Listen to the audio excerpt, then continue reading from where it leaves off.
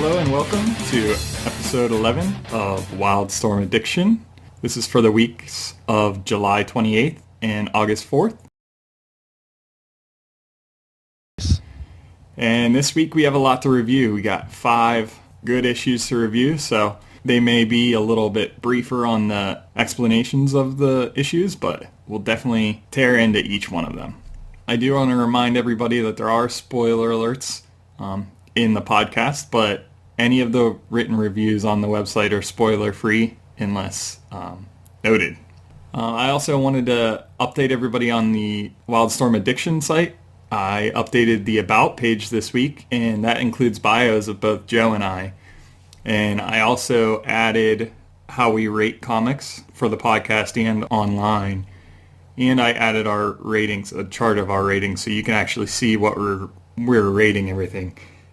And you can see our average rating to see how much of a fanboy we are or are not for Wildstorm. But if you've been listening to the podcast, you know that we are not. We've proven that. That is true.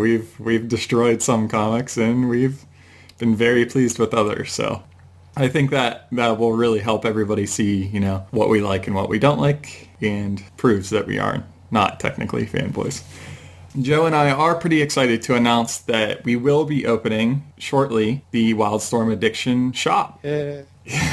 So pretty soon we will have mostly creator-owned sets before the trades hit the stands available for purchasing. So if you guys are interested, pretty soon we'll put out the information that you can go and buy. Well, first we'll have probably Sparta 1 through 6 up there, and that may take 6 months for the trade to come out, so if you want to read it early, you'll have 2 sets available to buy off of us, and a lot of other things. So stay tuned for that. And we also will be presenting some contests coming up, and we'll let you know all about that as soon as we can, and as soon as we have the details figured out. So it's going to be an exciting fall, is what you're saying. That's right. We have a lot of work ahead of ourselves, but we're trying to get you guys involved as much as we can. So, Joe, feel free to take it away with The Authority. Yeah, actually, The Authority lost year, number 11. That's what we're going to talk about first. Written by Keith Giffen and Grant Morrison. The art is by Brandon Badeau with a cover by Gene Ha. If you listen to our podcast that covered number 10, you know how much we gushed and we loved this issue, or last issue, mainly because of Brandon Badeau's art, but also, the story was just incredible. It was basically a what if the Authority revolution hadn't played out the way it did. What if the Authority just took over, the U.S. and kept control? So basically, the Authority in last year had been jumping from Earth to Earth, trying to find the original Wildstorm Earth they're from, and they, haven't had any luck. And as you've been listening to us, obviously this series, for the most part, we haven't really been happy with it. But these last 2 issues, while they don't make up for the entire series, they were a very pleasant surprise here at the end. Because this is issue 11, we've only got 1 issue left before this series is done.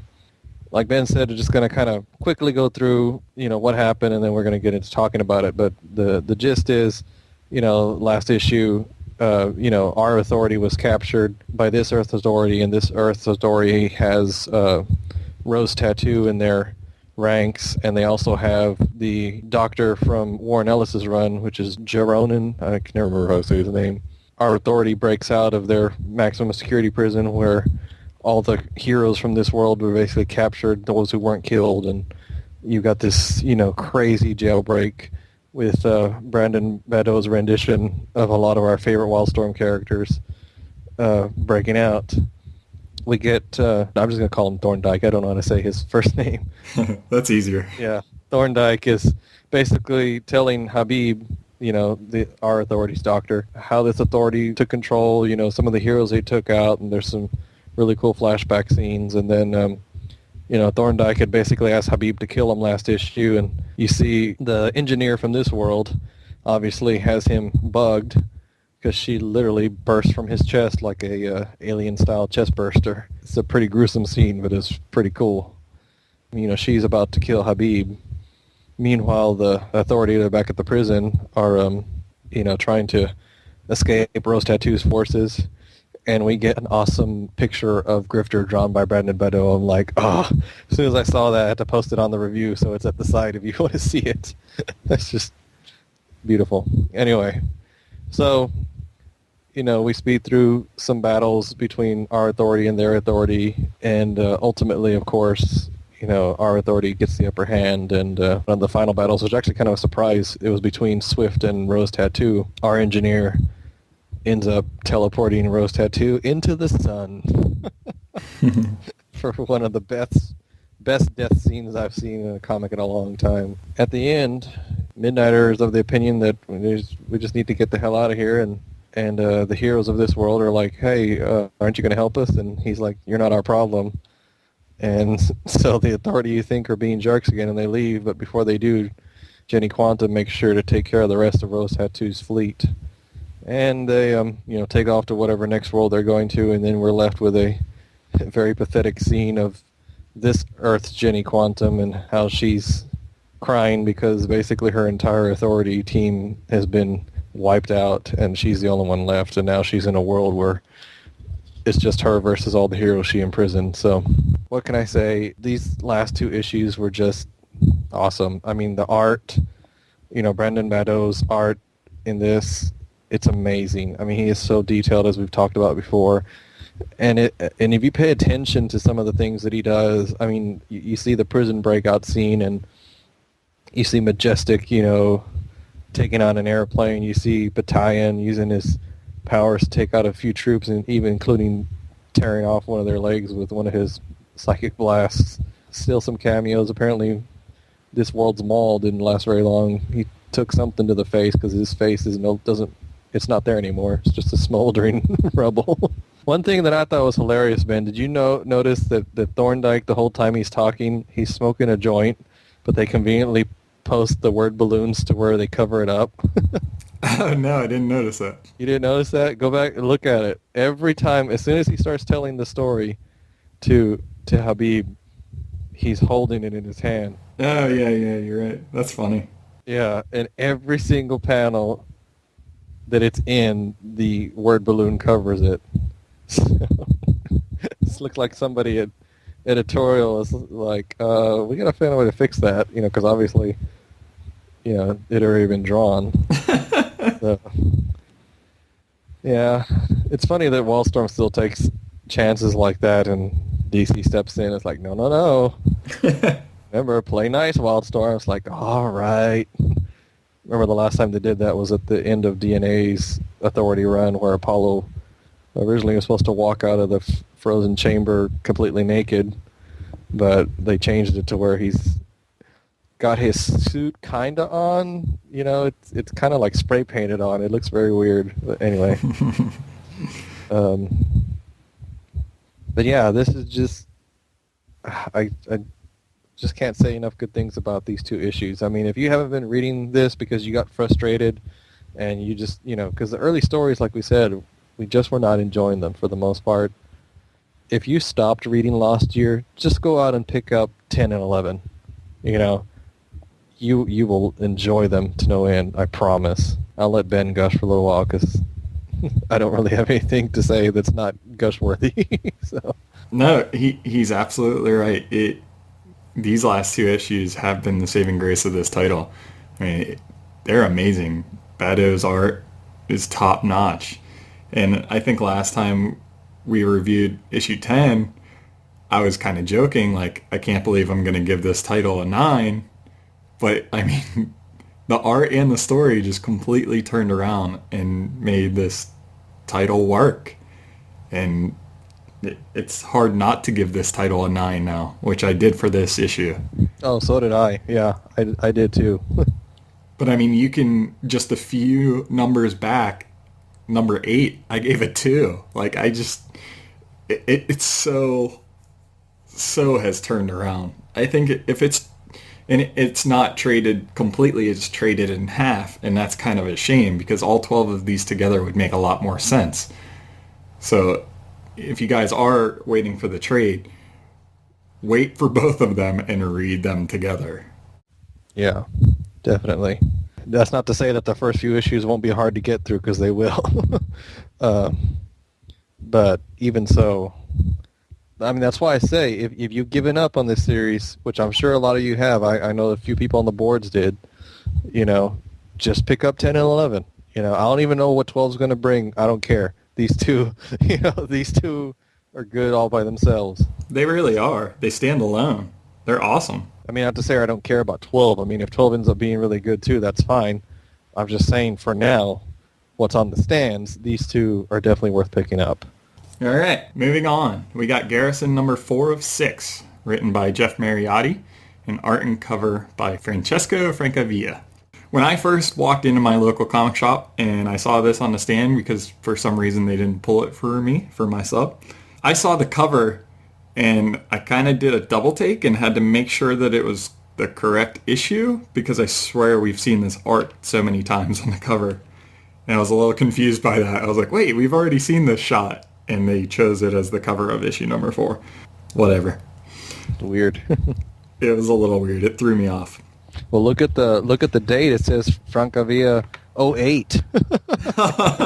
I'm like, wow. I think that's the promo piece is what it is. Yeah, that's funny. Didn't even notice that. Good call. So, here we have Lester Garrison again. Awesome first name. This issue starts out with Lester finding out that Clark Sullivan is actually going to kill Jillian Bracewell, who is the agent that has kind of been helping him out. Sort of. She's been going after them, but realizes that Garrison isn't the person they think he is. So he finds that out and tries to get word out to Jillian that she is actually going to be the one being hunted by her own agency. So he's trying to save her butt now. He does it in an interesting way. He does it by randomly going to somebody's window, smashing into the window, grabbing a guy who is sitting next to the window, and, well, shoving his face on a plate of broken glass, and then using that guy's blood to write his note to Jillian. Fantastic. Yeah, but you forgot to mention what that guy was doing before. There was a reason he picked him. Remember, Garrison has a... He always has a reason.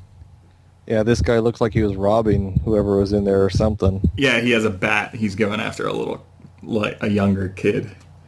Pretty awesome. Unfortunately, at the time that that's happened, because Garrison is always their top priority on surveillance, Jillian no longer has access to all the video feeds.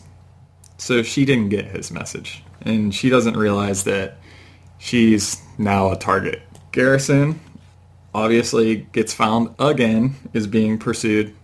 This guy never gets a break, I swear to God. He even says he never gets a break at the end of this issue. It's hilarious. There is a pretty awesome sewer action scene that spans a good 6 pages. Joe wrote an awesome write-up about it, because it is pretty sweet. You guys are just going to have to buy it and read it, because I can't explain how awesome it is. At the end of that scene, he actually knocks out a guy and takes one of the attackers' outfits and switches the clothes. That whole routine. Yeah, but this time he looks like them, remember? So right, they all look the same, so yeah. Other than the fact that he has tattoos and is a little bit more tan because he's out in the real world all the time. And I guess they're clones. I mean, they haven't said it straight up, but obviously they are. And supposedly he is, but to be determined. We go back to Jillian, and she finds out that she's on their hit list. That's real quick. And then we go back to Garrison, and he's in the company vehicle, disguised, and realizes that he needs to stop the van because he knows where they're going. Does it very elegantly by blowing the driver's head off. And there's another awesome action sequence, and that's pretty much the issue. I mean, Garrison is action-packed. Who needs story? Yeah. There's plot is secondary, maybe tertiary. It's fun to read. Well, no, wait. There is nothing to read. It's fun to look at. Plots are for the weak. I gave this issue a 7. It's just fun right now. I mean, what the heck? What did you think, Joe? Yeah, no, I gave it a 7 as well. I'm just enjoying it for what it is. I mean, it's just, I think I've said in one of my reviews, this is just Michael Bay right here. If you love Michael Bay movies, here it is in comic form. I mean, the other issues have had some sort of plot development where they've moved the story along. This is the first one that, to me, really didn't as much. Because it basically just fulfilled what we already knew in the last issue, that Jillian, was found out for whatever reason, that, that rival, that Clark Sullivan, the girl with the guy's name, we already knew that last issue, and of course we've already known that Garrison's on the run. We've already known that the clones are after him, and that, they're definitely not as good as him, but the only reason they seem to even give him competition is because they come at him en masse. So I think that was the only thing with me in this issue that really didn't learn anything new. So, I mean, I didn't let that affect my rating because, like I said, Francisco Francavilla's art is what saves this series for me, because it's so fun to look at. Basically, how is he going to draw this next death that Garrison, performs against somebody? Lots of great action scenes. Obviously, like I said, the sewer fight is really cool. I was just gonna say that we keep talking about the trades or whatever, or Red as a whole. This one will probably be a quick read.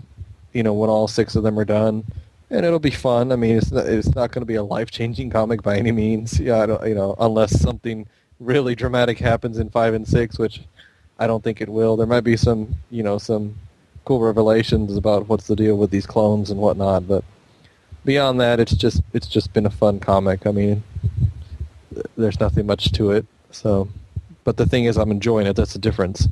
I can have a comic that I don't have to have Watchmen with every issue that I that I buy. So when you don't give me Watchmen, then give me Michael Bay, and I'm happy. So. No, I agree. We've said a lot, if you don't enjoy the characters and you don't care about them, then what's the point of reading it? Well, I don't really care about these characters either, but it's a fun ride, so I can't really knock it. Yeah. Just enjoy it. All right.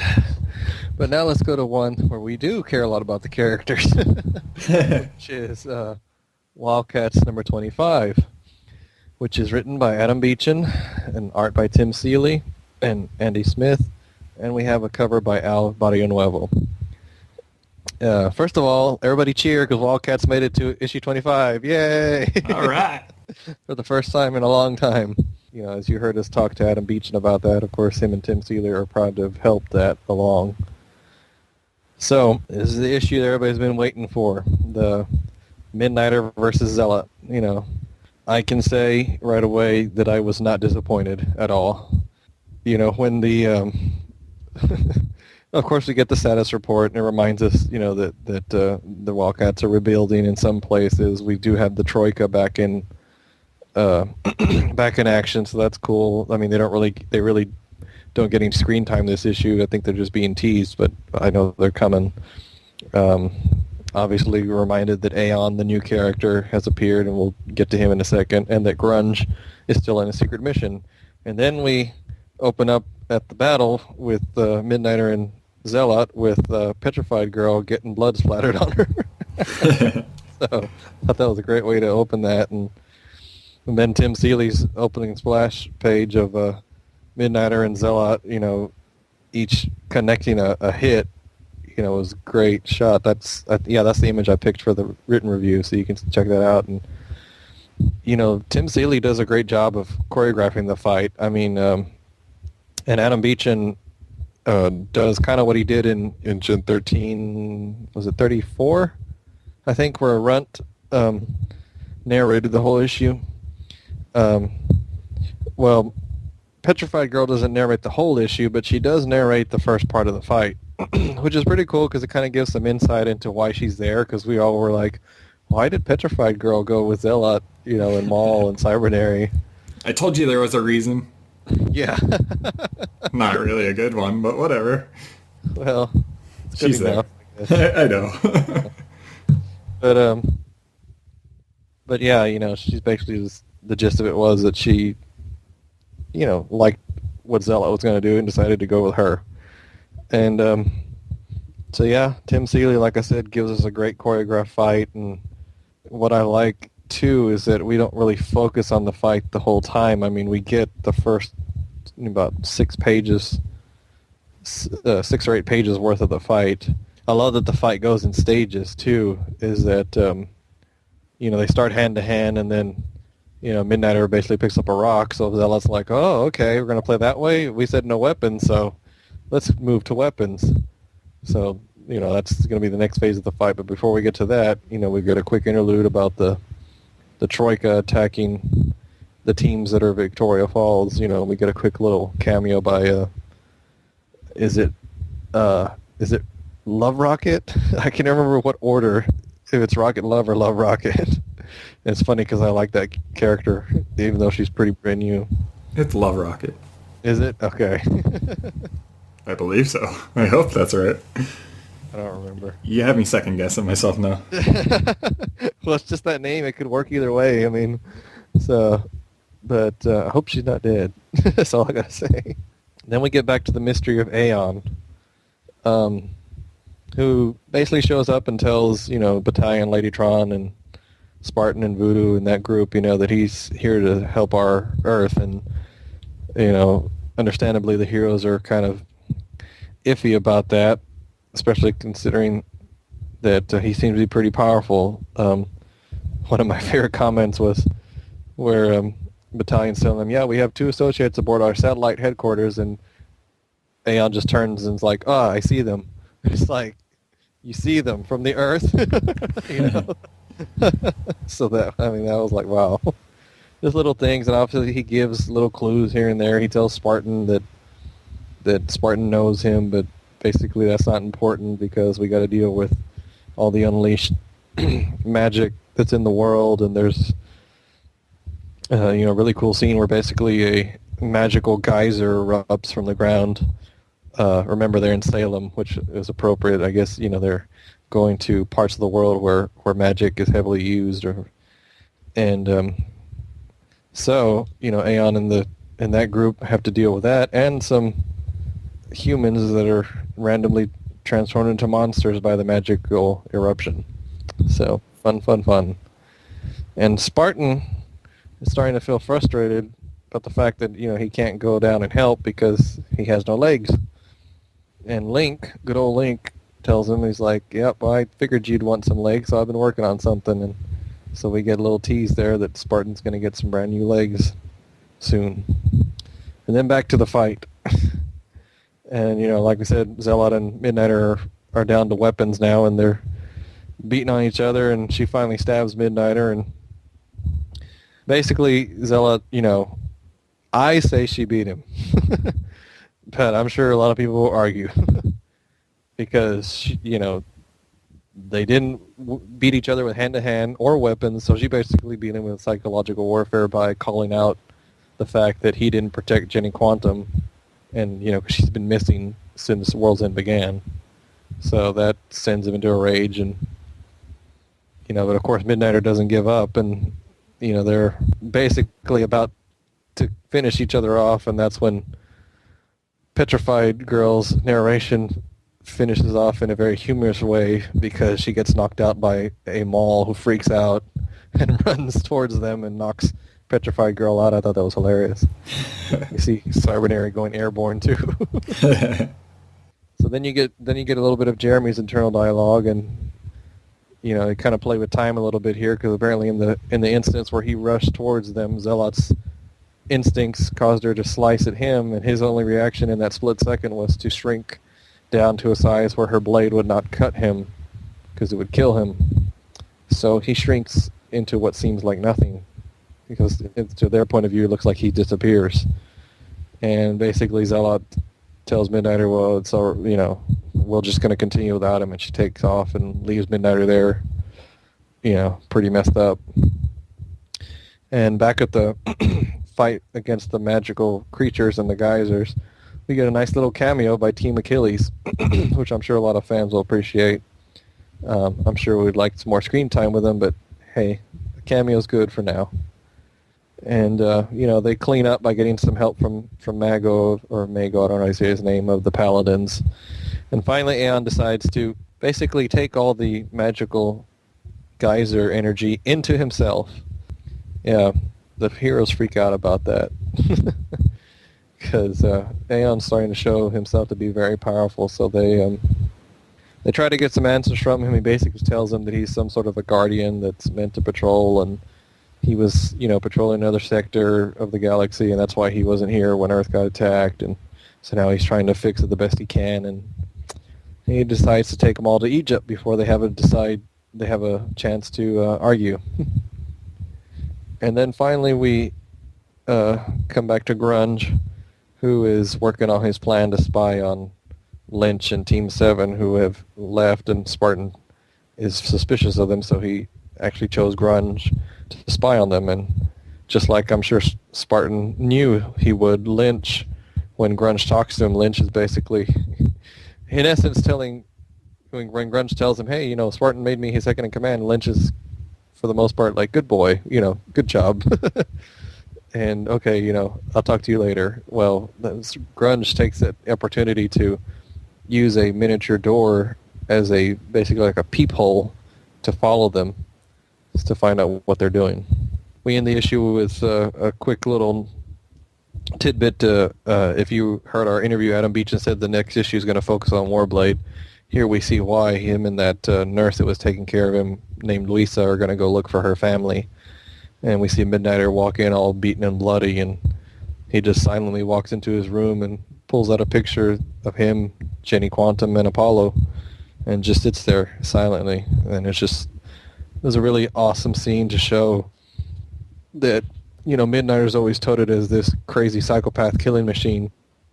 But here, you get to see, that there is something about Midnighter that, he's not just a killing machine all the time. He cares, obviously, for his daughter and, his husband. And so that was a really, really powerful scene. Adam Beechin's been really good about giving us some great quiet scenes. This one, I really liked the one with Grunge, when Spartan first told him about taking second command. So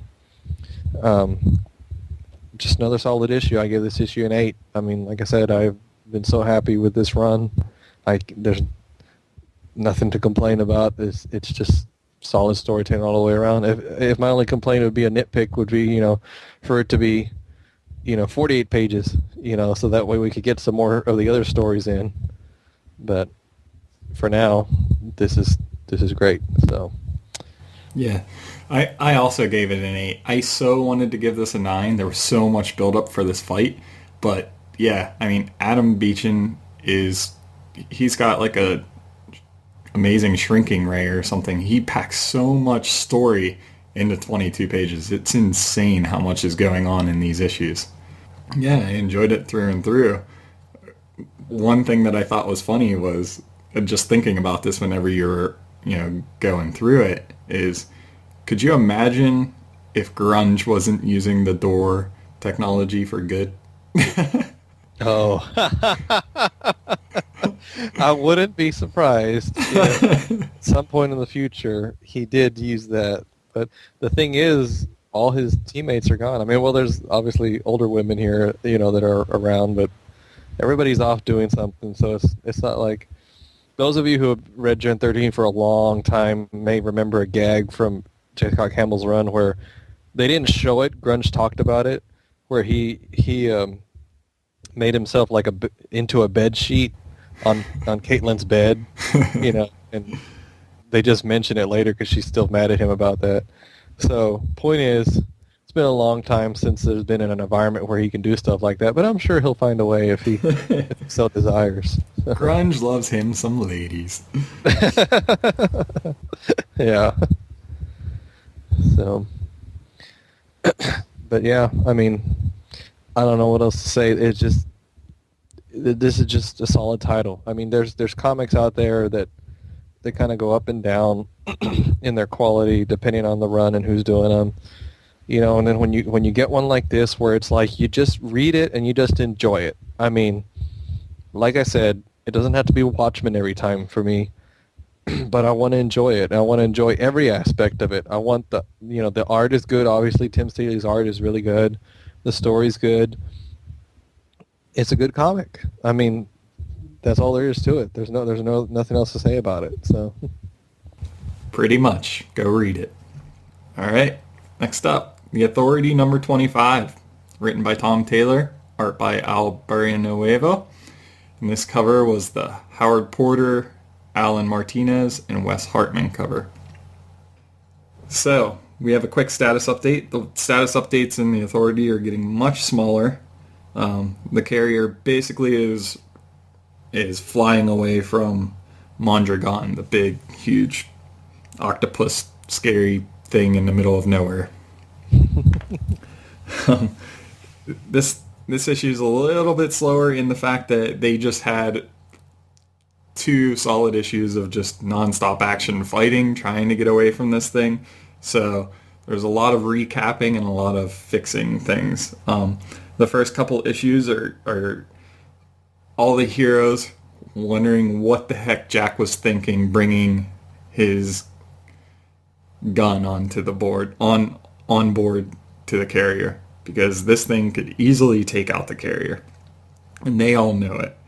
And there's some great one-liners about it, but he actually goes into a little bit of Gamora history about how he found this huge EMP, basically, is what this thing is.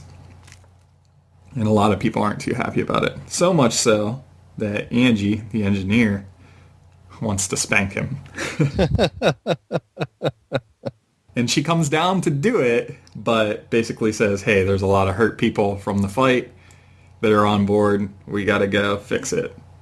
And Jack actually steps up from this point and takes the lead. That is after Flint kicks the Aegean out of the airlock. In the crotch. In the crotch. This is pretty awesome.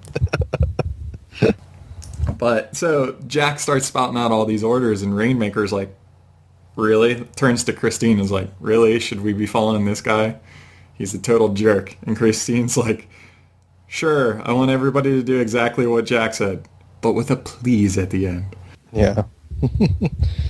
So they have to set up a triage. They have to find any doctors, any people with medical backgrounds, and basically just start finding people in the rubble. I mean, that Aegean got thrown through 4 floors in the carrier by Roxy, basically. And there was a lot more mayhem that went on than that. We flip over to Deathblow and Swift, and they're both in bed. And what's funny is Deathblow gets right up. I can't believe that he's fine. I mean, he has a neck brace on, and he's laying down for, I don't know, a few hours, and he's like, all right, let's go. It's that Team 7 mojo, baby. He's a pimp. Jack takes Deathblow and Grifter to his armory, which is awesome, because Grifter has the best one-liner on Earth. You want to give the one-liner? Yeah, basically Grifter walks into the armory, and Deathblow's like, crap. And Grifter's like, I know, the choice isn't the only thing that's hard. Boom, boom. And there is discussion at the boards about what exactly we see in the visual that is Grifter's pants in this scene. So, I don't know. It's debatable. Only Al Barrionuevo knows for sure. But I will tell you, after meeting Tom Taylor in person, I would not put it past him to put that in his script. I just think, the carry is really big, and they need to have snacks on them at all time. And he was just, he had a banana down there because he was like, at some point, I might need some potassium. So... You just keep telling yourself that. Yeah. It's awesome shot. Anyways, so the carrier rolls up on this Jovian planet, and the carrier gets stuck in a tractor beam. Angie can't control it, and basically there's a spaceport floating, in the atmosphere of this planet, and it looks like all the ships around in that platform are docked, but what we quickly find out is they're more like trophies, and the tractor beam pulls the carrier down onto this huge spike, and Angie is on the ground next to Jack as everybody kind of got knocked onto the ground because it was a huge kind of rocked the whole ship as the spike went through the heart of the carrier basically. And Angie's laying on the ground naked, saying that she lost contact with the carrier and that she thinks that it was killed. We flip over to Deathblow and Grifter, and it looks like they're with all the people on the carrier, and they see all these doors. And he basically says, this doesn't look like a diplomatic situation. And the title of the issue is Grifter saying, oh, this is gonna suck. Yeah, I thought that was awesome how Tom did that. Yeah. So, as I have to continue gushing about the Authority because Tom is doing a fantastic job, I gave this another 8. This issue I've given 9s and 10s to already because it is so good. And these guys just keep continuing to knock it out month after month. What did you think, Joe? Yeah. No, same here. Like I said, I just... I don't know what I'm waiting for, I guess, with the ratings. I know, some of y'all are like, well, you've been stuck on an 8 forever. I know, but it's because I don't want to push it to a 9 until, something happens that just really blows me away. And I certainly don't want to take away from it, because, yeah, I think the one thing that it's understandable, we had to slow things down a bit after, like you said, everything that happened in previous, and Jack did have to give an explanation for the gun, and it was cool how it tied back to Kaizen Gamora and the end of DNA's Authority run. So that's good that the writers are kind of, stacking up on the stories as they go along based on what's come before.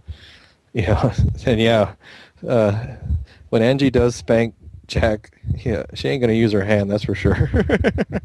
Because Jack, I mean, obviously everybody... Jack is acted the jerk before. That's nothing new for him. But you would have thought part of what's really cool about his character is that you can tell. He's one of the ones that got knocked down the hardest at the beginning of World's End. He lost his powers. He lost connection to all the cities.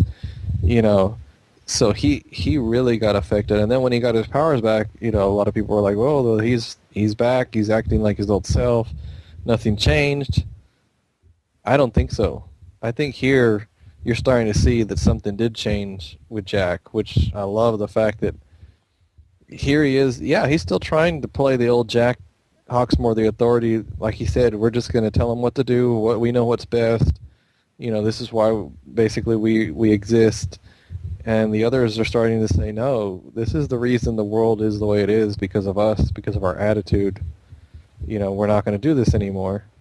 And you see, there's some scenes where you see Jack's face and just the disappointment, and kind of the regret, and it's like he is starting to understand, yeah, maybe they're right, They're like, now I was really proud of Roxy for stepping up and being like, I'm not going to follow your orders anymore, You're a jackass, basically, And yay, Roxy, because basically her and Rainmaker, even Rainmaker too, as soon as they got there, they're like, you two do this and you two do that. I mean, they're the kids of the group, so obviously they're not going to have a say-so, but it's like they finally stepped up. And by the way, for those of you who are wondering, some of the images that I saw at SDCC, one of them is in here.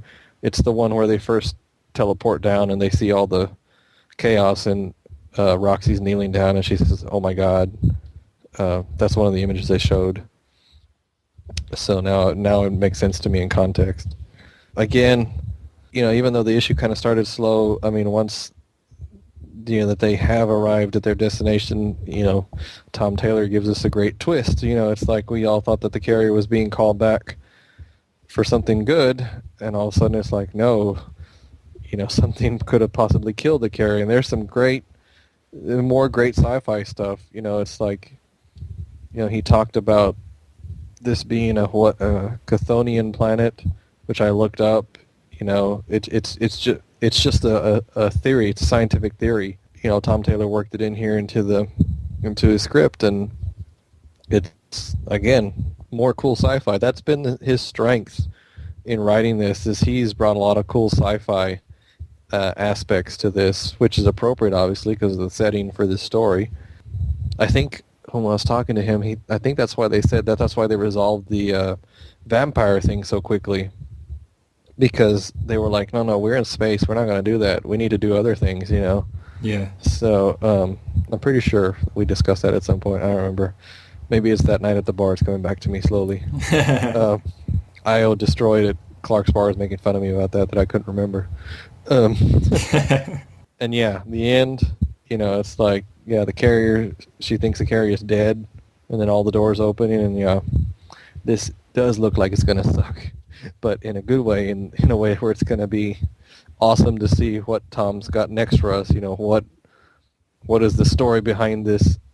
What's essentially like a Venus flytrap or something, it's like got lured in and just clamped down on its prey, which just happens to be the carrier, nothing, just small prey, right? The carrier. So it's not like we already had Mondragon dwarf the carrier, now we've got a space something that looks like a space station that dwarfs both Mondragon and the carrier. It's like just keeps getting bigger and worse and bigger the further out in space they get. So yeah, it's awesome. I mean, he does a great job of the sci-fi. Like, I'm really excited to learn more about this planet. Unfortunately, I know that they probably can't stay on it for longer than an issue or two. But I can't wait to read the next one. I think they've got like 4 left. I think 29 comes out in December, right? Because here we are, September, October, November, December. Yeah, 4 issues left for this creative team. We'll see where they go. I can't believe we've only got 4 issues left. Seems like we just started reading this. Anyway, now, the one I know y'all have all been waiting for. Drum roll, please. Sparta, USA, number 6 of 6. Written by David Lapham with art and cover by Johnny Timmons. Well, we've made it to the end, Ben. We survived Sparta. Just barely. Just barely. Yeah, I don't know what book we reviewed in issue 5 and 6. This is a totally different comic than 1, 2, 3, and 4. This is like 5 and 6 are like ultimate Sparta, It's like 1 through 4 we're like, okay, this is kind of what Sparta is like. And it's like, no, issue 5 and 6, this is Sparta. It's like, Brett, what's his face, yelling in 300, it's like, this is Sparta. Nice. Because, I mean, why? Like I started my review, why didn't we get to this part of the story earlier? Why did we have to take so long to get to this? Because, I mean, obviously you'll tell me in a second, but I can tell you that I actually enjoyed this last issue. It had, some really cool stuff in it. Still some stuff that didn't get explained, but I'm kind of used to that already with this. And her name is Nora, by the way. Couldn't remember her name last issue. Nora. She's the one on the cover of issue 5.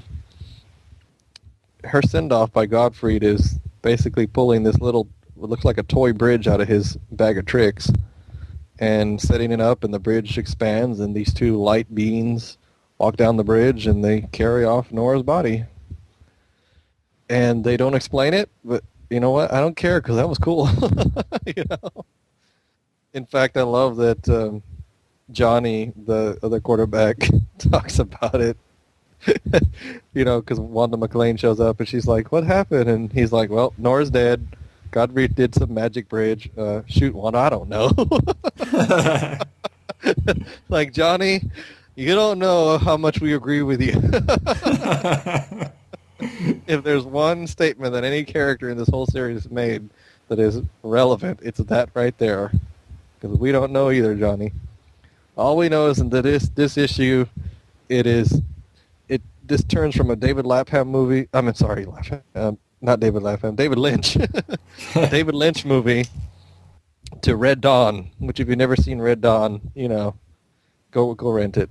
Because this is the revenge issue. Sparta gets their revenge on the Nazis, who've only been here for one issue, so it's not, they haven't been here long enough to really declare true revenge, because you need time to hate your enemy.